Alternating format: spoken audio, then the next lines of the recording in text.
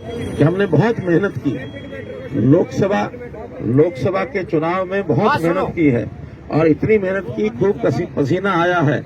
इतना ही निवेदन है कि इस पसीने को सूखने मत देना, विधानसभा के चुनाव तक इस पसीने को सूखने मत देना। और अगर आगे बढ़ोगे तो इसी इलाके की भागीदारी और बढ़ेगी। हम यहाँ हर एक विधानसभा के लोग जहाँ जहाँ मैं जा रहा हूँ सबसे निवेदन कर रहा हूँ, चाहे फिर अपना सोनीपत है, राई है, खरखोदा है, गोहाना है, करहोदा, ये अपना बड़ौदा, सभी विधानसभा के कार्यकर्ता एक एक घर में जाकर के इन चीजों को जाके हम संभालें।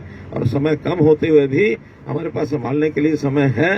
हर वर्ग के लोग हमारे पास हैं और जो कांग्रेस का झूठा ये प्रचार है इसको निरस्त करें।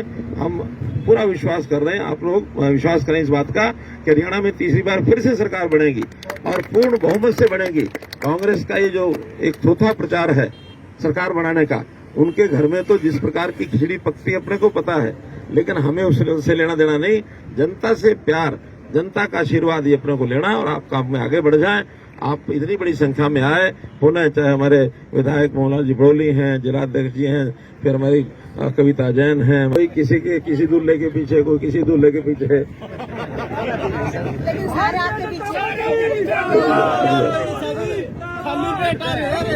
रुक जाओ। बोलो भारत माता की।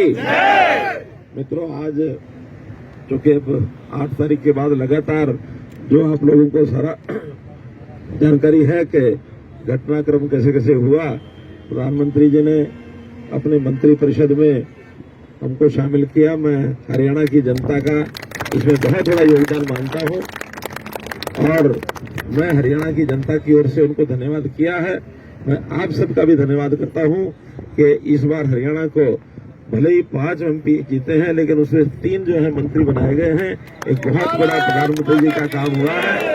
हम सब मिल करके प्रधानमंत्री जी का धन्यवाद करते हैं और मैं तो यही कहूंगा कि भले ही लोकसभा में परिणाम हमारा मिला जुला रहा, 5 हम जीत पाए, 5 नहीं जीत पाए, लेकिन अब चूंकि अगले 3 महीने बाद फिर से लोकसभा का जैसे विधानसभा का जैसे चुनाव आ रहा है, तो विधानसभा के चुनाव के समय हमने जो अभी कमी रह गई है, जहां भी रह गई है, किसी भी प्रकार से रह गई है, उसको हमने ठीक करना है। और एक एक बूथ को संभालो आप लोग, क्योंकि इस बार कांग्रेस ने कई प्रकार के ऐसे होछे हथकंडे अपनाए, गलत तरह का प्रचार किया और उस प्रचार के कारण से हमारा एक वर्ग उनके झांसे में आ गया।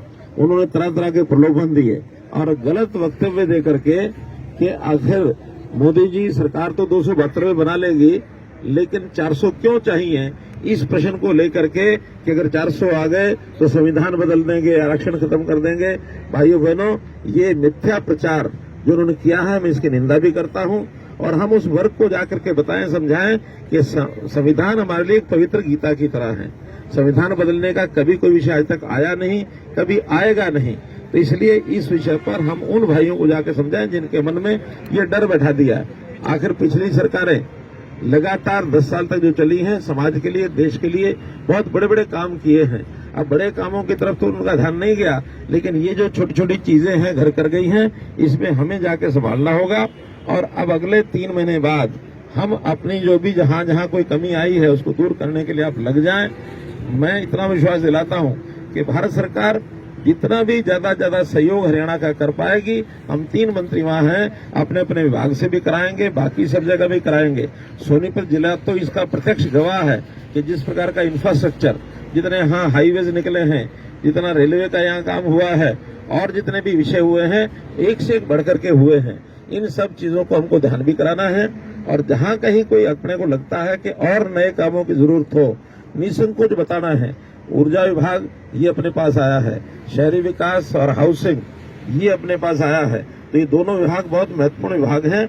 इन विभागों के माध्यम से हरियाणा के, खास करके जो दिल्ली के आसपास NCR का एरिया है, इसमें तो भरपूर काम होने वाले हैं।